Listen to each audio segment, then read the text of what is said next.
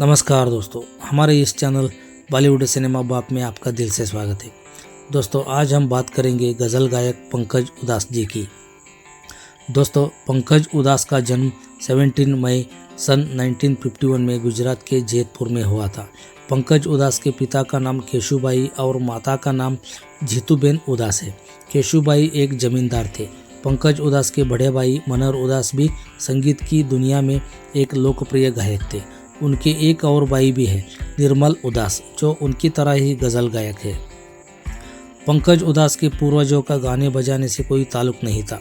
पंकज के दादा भावनगर स्टेट के महाराजा के डिप्टी दीवान थे। इसी वजह से पंकज के पिता अक्सर महाराजा के महल में जाया करते थे। वह सरकारी नौकरी में थे। संसद टीवी को दिए एक इंटरव्यू में पंकज उधास ने बताया था कि महल में ही उनके पिता की मुलाकात उस जमाने की एक मशहूर बीनकार अब्दुल करीम खान साहब से हुई थी। खान साहब बीन बजाया करते थे। पंकज के पिता ने बीनकार से जिद की, वह भी बीन बजाना सीखना चाहते हैं, लेकिन खान साहब इसके लिए तैयार नहीं हुए।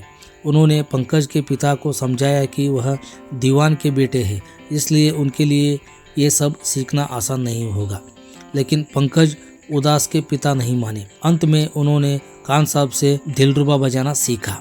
काम से लौटने के बाद पंकज के पिता बड़ी तल्लीनता के साथ दिलरुबा बजाया करते थे। उसकी आवाज़ पंकज को भी खूब भाती थी। हालांकि संगीत में उनकी कोई रुचि नहीं थी। तब वह 6-7 साल के थे। पंकज की माँ भी सुरीली आवाज़ की मालकिन थी और पारिवारिक कार्यक्रमों में गाया करती थी। इस तरह संगीतमय माहौल में पंकज की परवरिश हुई। इसी तरह तीनों भाइयों का संगीत की दुनिया में पदार्पण हुआ। पंकज जी की शादी साल 1982 में एक एयर होस्टेस रही फरीदा उधास जी से हुई थी। यह दोनों का प्रेम विवाह था। पंकज उधास जी के 2 बच्चे भी हैं, जिनका नाम रेवा उधास और नायाब उधास है। बचपन में पंकज उधास ने सोचा था कि वह बड़े होकर डॉक्टर बनेंगे, लेकिन उनके पिता ने उनके रुझान को समझा और सलाह दी। पंकज ने बताया था, मैं डॉक्टर बनना चाहता था। मेरे पिता मेरा बहुत ध्यान रखते थे। वह बहुत ही संवेदनशील थे। शायद म्यूजिक की वजह से वह ऐसे हो गए थे। उन्होंने कई बार मुझसे कहा कि आप डॉक्टर बनना चाहते हैं तो बेशक बनिए, लेकिन यह जरूरी नहीं है कि आप डॉक्टर ही बने। आप डॉक्टर तभी बने जब आपको लगे कि आप डॉक्टर बनना चाहते हैं। शायद वह जान गए थे कि मेरा रुझान किस तरफ। वह जान गए थे कि उनके बच्चे का दिन हारमोनियम बजाते या गाना गाते बीतता है। ये एक नेचुरल प्रोसेस था। पंकज उधास की शुरुआती जिंदगी भावनगर में बीती। बाद में उनका पूरा परिवार मुंबई आ गया। उन्होंने मुंबई के सेंट जेवियर्स कॉलेज से बैचलर की डिग्री प्राप्त की। साथ ही मास्टर नवरंग से इंडियन क्लासिकल की ट्रेनिंग भी ली। तीनों भाइयों में सबसे छोटे पंकज ने गुलाम खादर खान से 13 साल की उम्र में संगीत सीखना शुरू किया। बाद में मुंबई में मास्टर नवरंग के शागिर्द बने। तभी उन्हें पता चला कि बड़े भैया मनोहर एक मौलवी से उर्दू सीख रहे हैं। दरअसल उन्हें कल्याण जी ने उर्दू सीखने की सलाह दी थी। यह जानने के बाद पंकज ने भी मौलवी साहब से उर्दू सीखने की विनती की। उनसे तालीम पाते हुए पंकज कविता और शायरी की दुनिया में दाखिल हुए। उन्होंने मीर अमर खयाम और मिर्जा गालिब को पढ़ा और समझा। पंकज ने अपना पहला स्टेज परफॉर्मेंस अपने बड़े भाई मनोहर उधास के साथ भारत चीन युद्ध के दौरान दिया था। उन्होंने ए मेरे वतन के लोगों गाया था। पंकज उधास ने अपने पहले मंच प्रदर्शन के माध्यम से केवल 51 रुपए की कमाई की थी। उनकी पहली कमाई के यह 51 रुपए भी उन्हें भेंट के तौर पर मिले थे। पंकज उधास को बॉलीवुड में पहला ब्रेक 1971 में ही मिल गया था। तब उन्हें कामना फिल्म में गाने का मौका मिला था, लेकिन फिर दूसरा मौका पाने के लिए काफी पापड़ बेलने पड़े। पंकज उधास ने समझ लिया कि बॉलीवुड की गला काट प्रतियोगिता में उन जैसे नए खिलाड़ी का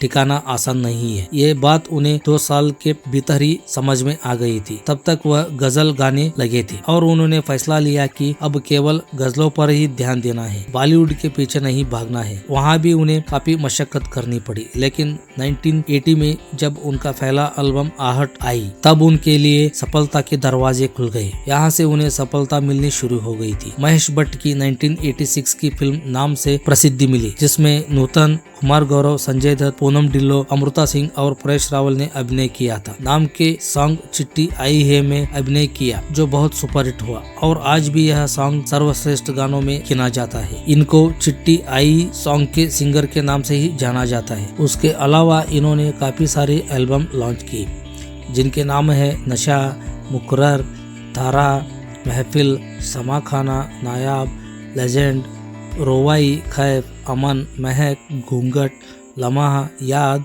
और हसरत। पंकज ने लगभग 700 से अधिक फिल्मों में गाने गाए। पंकज उदास ने नाम, साजन और मोहरा जैसी हिंदी फिल्मों में प्लेबैक सिंगर के रूप में अपनी एक खास पहचान बनाई थी। पंकज उदास की पहचान आमतौर पर ऐसे गजल गायक के रूप में होती है जो शराब और महकाने से जुड़ी गजलें गाता है, लेकिन उनकी यह पहचान बाजार की साजिश का नतीजा है और इससे वह खुद बड़े नाखुश थे। साल 2001 में इस नाखुशी का इजहार उन्होंने एक इंटरव्यू में भी किया था। तब पंकज उदास ने कहा था, मेरी गाई हजारों गजलों में से महज 25 के करीब शराब पर है। अफसोस कि म्यूजिक कंपनियों ने उन्हें ही चुना है। यह मार्केटिंग का बुरा तरीका है। जब मैंने उन गजलों को रिकॉर्ड किया था तो मुझे जरा भी एहसास नहीं हुआ था कि ऐसा होगा। गजलों से लोगों पर जादू करने वाले मशहूर भारतीय गायक पंकज उदास जी का हाल ही में निधन हो गया। इस खबर की पुष्टि खुद पंकज के परिवार वालों ने सोशल मीडिया पर दे दी थी। आपको बता दें कि पंकज उदास जी पहले से लंबी बीमारी से जूझ रहे थे। दोस्तों, आज का एपिसोड समाप्त हुआ। मिलते हैं अगले एक सितारा से।